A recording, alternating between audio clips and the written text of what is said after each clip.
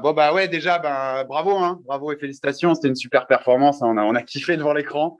Masterclass de notre ami Benoît. Déjà, forcément, il y a une question qui me brûle les lèvres parce qu'elle était très prégnante après ton combat. Quand on t'a interrogé, tu as dit j'ai mon mariage, pas du FC Paris, je demande un combat pour l'UFC Londres. Depuis, je sais qu'un site notamment bien connu en ce moment du MMA français, La Transpiration, a dit que tu étais sûr d'être à Paris.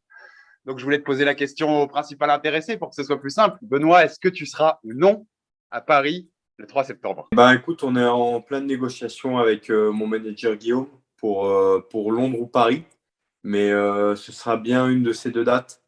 Donc maintenant ça négocie.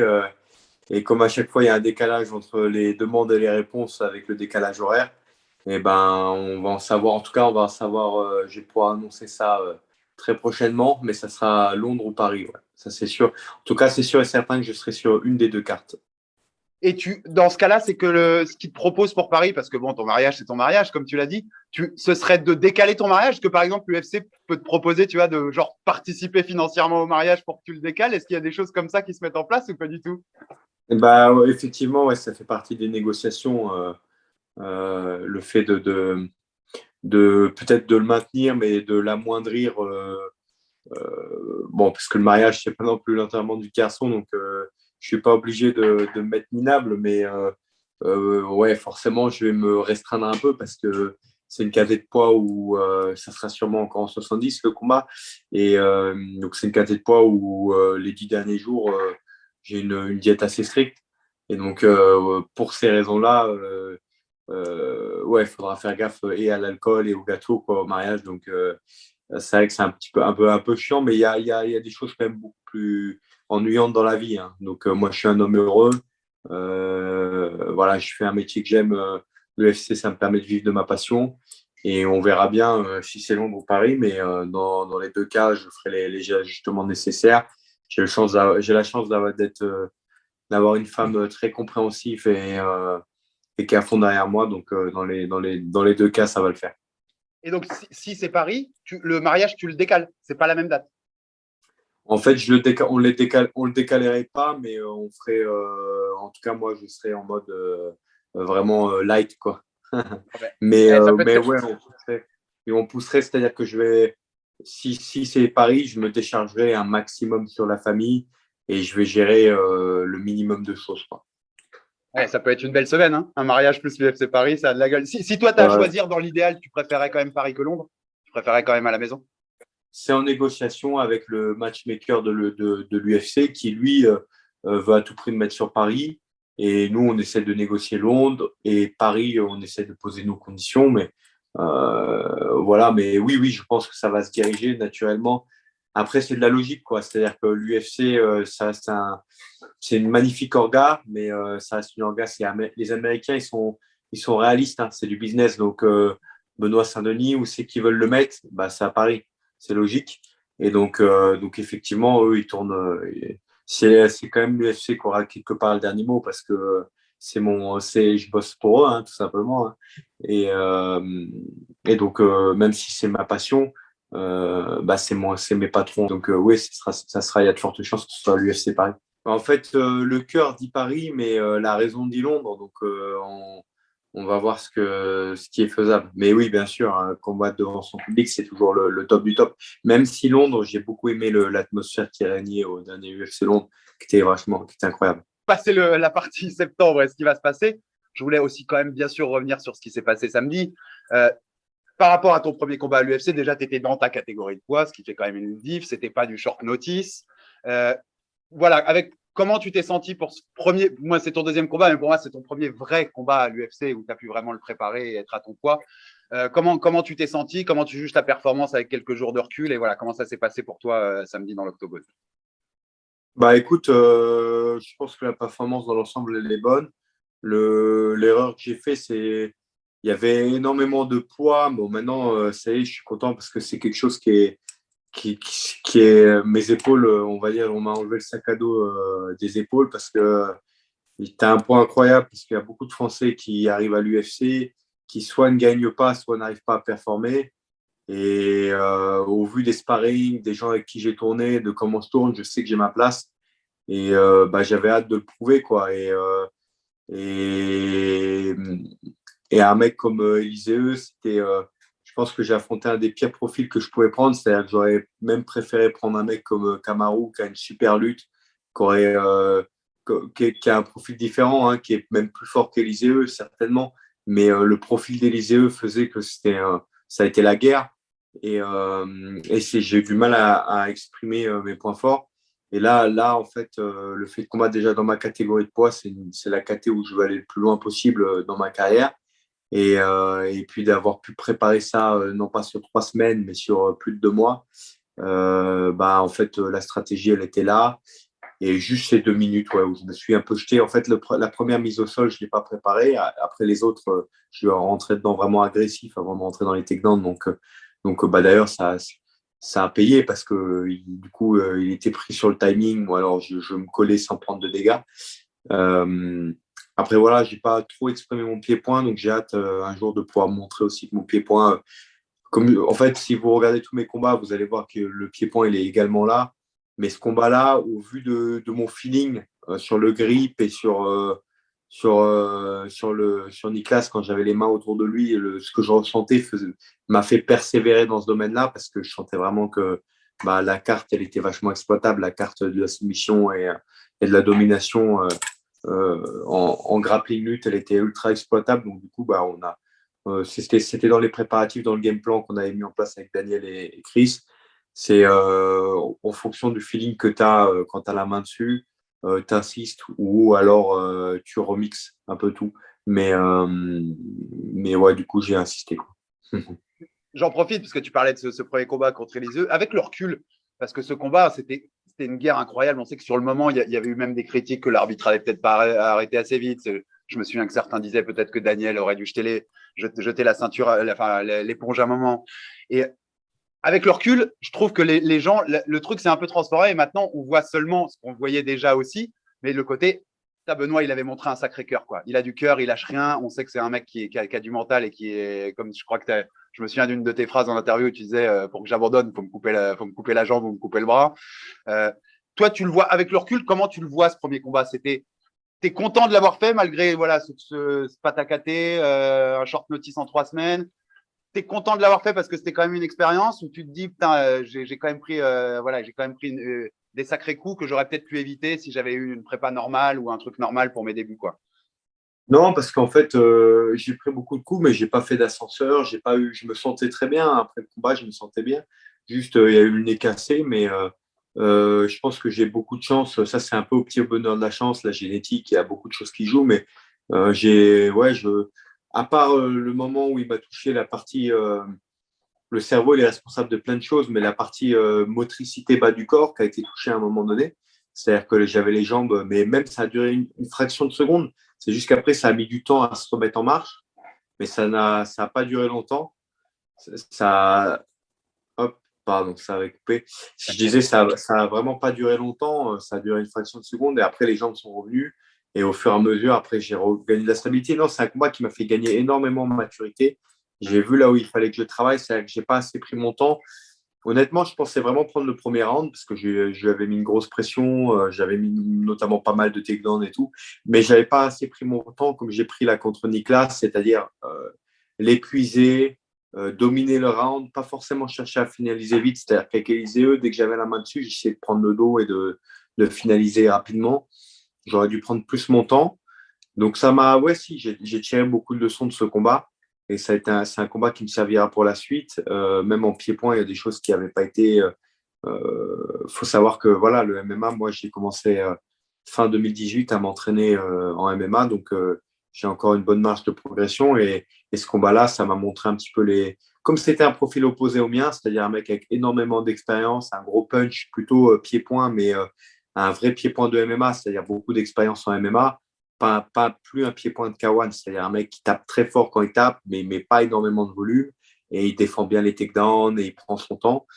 Et ben, en fait, ça m'a permis aussi de beaucoup apprendre et d'aller pousser un peu dans mes retranchements. Donc, ça a été une guerre et ça m'a permis un peu de voir aussi que mon cardio était là, que le travail que j'avais fait, il paye parce que Ce mec-là, il a terminé des gars comme Strickland, qui a que 3 défaites, dont une contre Kamaru et contre Ponzinibbio par décision. Et le seul qu'il a fini en fait en carrière, c'était Strickland. Ça prouve un peu que le bonhomme, il tape fort. Et voilà, donc ça a été une bonne leçon pour moi.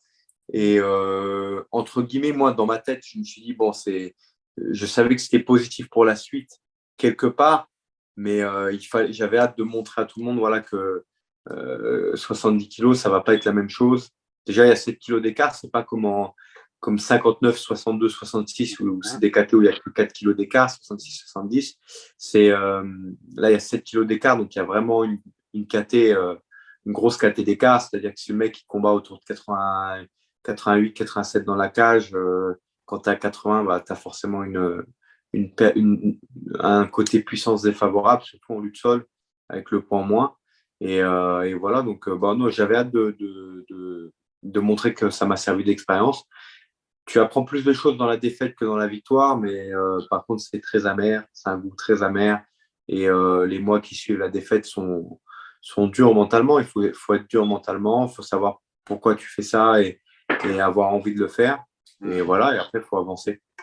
Donc, il y avait quand même dans la tête, il y avait cette envie de mettre des points sur les i un peu et de dire voilà le vrai Benoît aussi, voilà le Benoît préparé et bien prêt pour le combat. Ouais, bah bien sûr, bien sûr, bien sûr. Euh, Bien sûr, parce que j'avais envie de tourner la page, parce que le dernier combat, en fait, j'avais fait un très bon premier round, et il y a un troisième round aussi qui est assez compétitif. D'ailleurs, les Brésiliens, ils n'étaient pas sûrs d'avoir gagné à cause du point de déduction à la fin.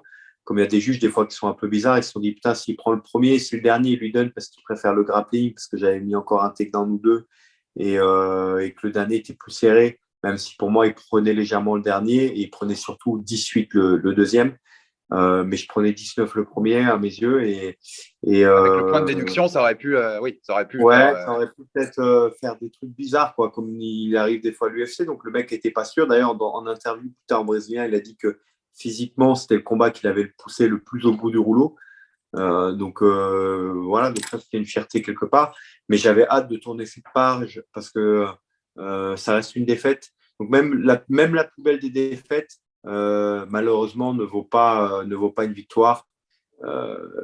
Et surtout une victoire par finish, c'est ce qui permet voilà, de remettre les choses à plat. Et, voilà, et maintenant de voir positivement la suite et d'aller chercher, je sais qu'en 70 kilos, mon feeling, avec tous les sparring que j'ai pu avoir des top 70 mondiaux, je sais que le feeling que j'ai quand je mets un body lock ou un double leg, ou que j'ai le contrôle, ou même en pied-point sur un 70, je sais que j'ai des très bonnes sensations, donc j'ai hâte de continuer à montrer ça. C'est le début de la montée de l'escalier. C'est ce qu'on espère tous, Benoît. Et cette KT, comme tu en parles, pour le coup, c'est très différent de, par exemple, Cyril chez les poids lourds, voire même Manon chez les mouches, chez les femmes, qui sont des catégories où tu montes très très vite parce qu'il n'y a pas grand monde au final. Enfin, tu vois, les sorties du top 15, tu n'as pas grand monde. Toi, tu es dans une catégorie où c'est très dense, beaucoup de gens qui sont là, beaucoup de bons fighters qui sont là. Par rapport à ça, toi, tu te dis, ce que je veux, c'est monter étape par étape, tu vois, petit pas par petit pas, avec des mecs un peu meilleurs à chaque fois, où tu te dis, je veux essayer de me tester le plus vite possible contre un top 15 pour voir ce que je vaux réellement contre un des tops de cette KT. Bah, honnêtement, moi, j'ai envie d'aller le plus vite possible, mais comme tu l'as bien dit, en fait, c'est une KT qui est tellement pleine que de toute manière, l'UFC, il y aura quand même des étapes. Donc, je ne pense pas que je vais avoir un top 10 tout de suite, même si en welter, il m'avait mis top numéro 12, mais parce que c'était le hasard des choses. C'est-à-dire que le mec a eu 3 refus de suite, et il fallait lui trouver un mec rapidement. Pour lui, c'était l'occasion de venger son club parce que j'avais battu Luan Santiago, qui était un mec très bien classé, qui était à 16-3 à l'époque, qui était l'ancien champion du Bref, qui était son sparring partner. Donc, c'était aussi une revanche pour son club. Donc, voilà, il y a des choses qui ont fait que voilà, ce combat-là, il s'est fait. Mais je pense que d'ordinaire, oui, ça met plus longtemps. Bah, la preuve en est, Cyril, il a autant de combats que moi. Il a déjà combattu pour la ceinture parce qu'il est rentré à 3-0 à l'UFC. Moi, je suis chanceux d'être rentré à 8-1 à l'UFC. Normalement, à 8-1, tu ne rentres pas. Hein. Khabib, il est rentré à 16-0 en lightweight. Là, au début, il y a deux mecs qui m'ont refusé avant Niklas. Il y avait un mec qui était à 12-0, un mec qui était à 14-1. Donc, la KT, elle est blindée de mecs avec des gros palmarès. Et 70, bah, quand tu regardes, il n'y a pas un mec qui a moins de 30 combats dans le top 15. Donc, je pense qu'ils vont quand même me faire. Je pense que 70, c'est encore plus blindé que 77. 77, il y a du monde, mais ça commence à être des beaux bébés, donc il y a un petit peu moins de monde. Je pense que 66, 70, c'est vraiment les deux KT les Complètement plus d'accord avec toi. blindés. Parce qu'avec un cutting, en fait, 66, c'est des mecs qui font entre 74 et 80 kilos, ou 73 et 80 kilos hors saison. Et 70, c'est des mecs qui sont entre 76 et 83, 85, comme Khabib hors saison. Donc, c'est des mecs, quand C'est tu le vas dans mec une salle de lambda, sport c'est de presque le mec combat, moyen, quoi. C'est le mec c'est le mec moyen. moyen, ouais, sportif, affûté, c'est le mec moyen, quoi. Donc, surtout en sport de combat où il y a beaucoup de cardio, donc le mec, s'il prend trop de volume, rapidement, tu tombes sur des poids de corps qui tournent autour de ces kilos-là. Donc, c'est les KT ouais, qui sont archi blindés. Donc, on verra bien. Moi, j'ai hâte de monter le plus vite possible.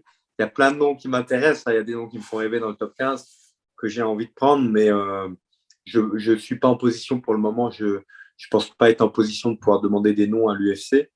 Mais Étape par étape. en tout cas, ce que je leur ai dit, et ça, c'est pas un secret, c'est je suis prêt pour le top 15, je suis prêt pour n'importe quel adversaire. Donc, voilà, faites-vous plaisir, choisissez ce que vous pensez être un bon combat. Et moi, je vais faire le boulot pour pouvoir monter et gagner ma place dans le top 15 à l'UFC. Et quand tu dis ça, c'est pas seulement la phrase classique du fighter, je suis prêt pour n'importe qui. Tu le penses vraiment. Pour toi, Oui, oui, oui. si tu es face à un top 15, tu es prêt à tous les niveaux pour affronter ce genre de défi. Bien sûr, non, non, non. Pour avoir fait des sparring avec vraiment des tops de la catégorie des 77 et 70, euh, je suis prêt pour ces mecs-là. Après, il va falloir le prouver. Bah, j'ai hâte de le prouver. Les actions valent plus que la parole. Donc, ça sera à moi de mettre un point d'exclamation, encore une fois, à chaque défi qu'on va me donner. Tu sais que c'est marrant, mais parce que tu te rappelles, tu m'avais dit, je préfère faire l'interview après. C'était aussi ça, c'était aussi cette envie de mettre des points sur les i, de dire, je parle pas avant, je vais vous montrer le Benoît dans la cage et puis on parle après. Ouais, bien sûr. Ouais, exactement, parce que il y a beaucoup de poids sur les épaules quand tu es à l'UFC, surtout sur la première victoire et ton potentiel. Et le problème, c'est que même une défaite, ça reste une défaite. Donc les gens, ça reste quand même, voilà. J'avais hâte de montrer le poids, je vais le faire. C'est pas un souci pour moi. Je vais avoir un bon rebond. Et vous allez voir que quand j'attrape un mec en 70, ça va pas être pareil.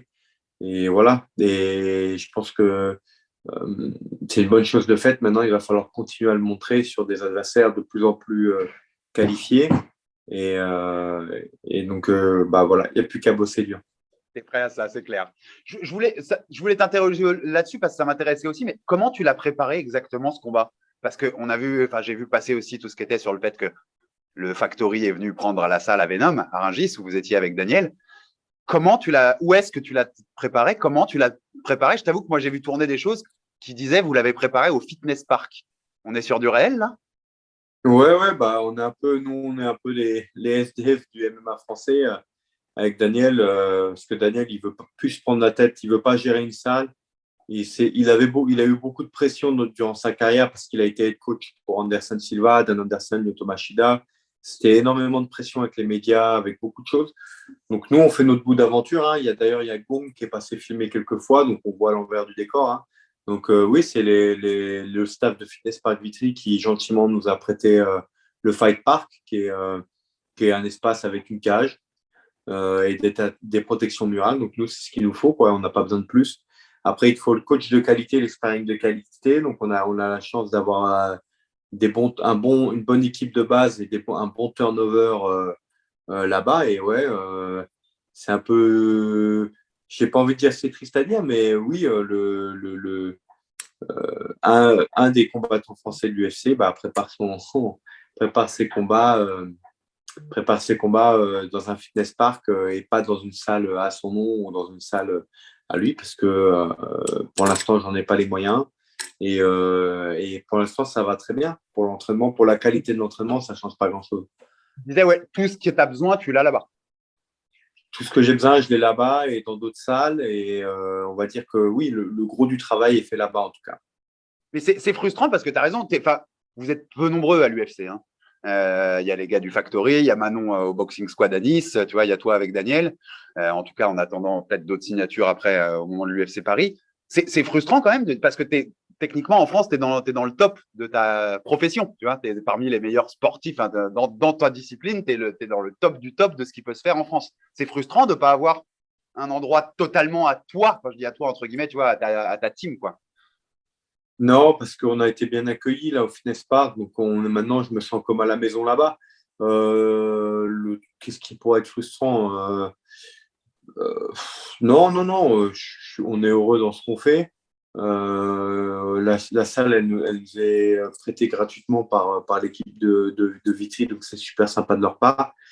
Et il y a pas, non, il n'y a pas vraiment de frustration à avoir. Après, un jour, peut-être que on aura notre salle avec un nom dessus. Et ouais, parce qu'au Venom, c'est vrai que comme ça faisait pas mal de temps qu'on y était, je me sentais un peu chez moi. Mais maintenant, bah voilà, c'est le cas aussi avec le Fitness Park Vitry, donc bien accueilli, bien servi, quoi.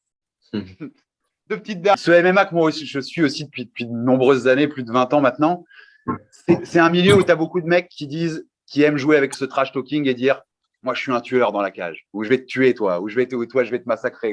Tu vois, ce vocabulaire du guerrier. Toi, tu es un ancien membre des forces spéciales. Tu as vécu sur le terrain des choses que très peu de ces mecs vivront eux dans la réalité, le réel de ce que tu as vécu. Est-ce que toi, ça te donne un détachement par rapport à tout ça? Tu vois, par rapport à ces grandes phrases que peuvent dire des fighters sur moi je suis un tueur dans la cage. Est-ce que toi, par rapport à ce que tu as fait, ça te donne un détachement en plus? Je ne sais pas si tu vois ce que je veux dire par ma question. Ouais, oui, je pense que oui, parce que je suis plus proche de la réalité qu'ils ne le seront jamais. C'est-à-dire que j'avais pas 20 ans, que j'avais déjà vu des morts sur le terrain en réel. Donc la vraie guerre, je l'ai vécue. Donc bon, ils peuvent. Il n'y a que les actions qui parlent. Donc, comme je dis, à l'entraînement, je suis quelqu'un qui est scolaire, j'aime prendre du plaisir et m'amuser avec mes sparring partners, et que tout le monde prenne du plaisir, et que tout le monde s'améliore, qu'on s'entraide et qu'on se pousse mutuellement vers le haut. Mais quand la cage se ferme, bah, moi, je suis là pour le business. Donc, il y a, ouais, non, puis il y a ma fierté quelque part qui joue un peu un rôle aussi. Mais en tout cas, je serai jamais le premier à lâcher. Et comme je dis, à moins que le mec fasse une différence nette, bah, le combat il va continuer. Donc les mecs, ils savent très bien qu'avec moi, il faudra être prêt à faire 3 fois 5 ou 5 fois 5. Et c'est la meilleure chose qui puisse leur arriver. Ouais, et puis dans leur tête, ça joue, hein, parce qu'ils se disent, bah, lui, il lâchera pas, quoi. Lui, clairement, il lâchera pas. C'est toi, comme on est grand public quand même RMC, moi j'aime bien poser des fois ces questions, notamment les premières fois que je fais des interviews avec les fighters, mais pour le grand public qui te découvrirait via mon interview, par exemple, qui t'a jamais vu fighter, comment tu pourrais, en 30 secondes, définir par tes mots qui est Benoît Saint-Denis, le combattant? C'est quoi tes qualités? Qu'est-ce qu'on va voir quand on va voir un combat de Benoît Saint-Denis? Qu'est-ce qu'on voit dans la cage? Bah, je pense qu'on voit un combattant qui aime mettre la pression et qui aime les finishes parce que, hormis ma défaite à la décision contre Zaleski Dos Santos, j'ai fini tous mes combats. Donc, bah, du spectacle et de la pression, que ce soit en pied-point ou en sol et en lutte. Et jusqu'à qu'en face, ça casse. Et si tu avais un nom, que ce soit Londres ou Paris, on sait que c'est, voilà, tu nous as expliqué que c'est pas encore décidé. Tu as un nom en tête? Il y aurait un nom que tu aurais envie parmi la liste longue de lightweight qui existe à l'UFC? Ouais, oui, j'ai des noms, mais comme je te dis, pour l'instant, je ne suis pas en position de demander à l'UFC, mais à quelque chose comme Dan Hooker, ça me ferait très plaisir. J'aime bien, Mais bon. j'aime beaucoup ce genre de nom. BSD contre Hooker, je peux te dire que je prends tout de suite.